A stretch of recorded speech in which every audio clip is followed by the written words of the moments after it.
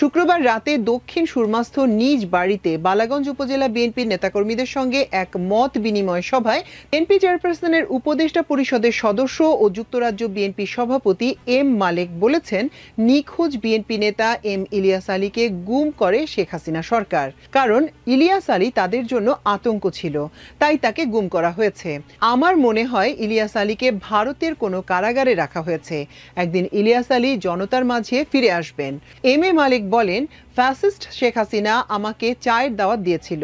সেই দাওয়াত প্রত্যাখ্যান করে আমি শেখ হাসিনাকে শর্ত দিয়েছিলাম খালেদা জিয়াকে মুক্তি দিতে হবে। তিনি বলেন, গত 15 বছরে এদেশের মানুষকে শান্তিতে থাকতে দেয়নি ফ্যাসিস্ট হাসিনা, তাই দেশ ছেড়ে পালিয়ে যেতে হয়েছে তাকে।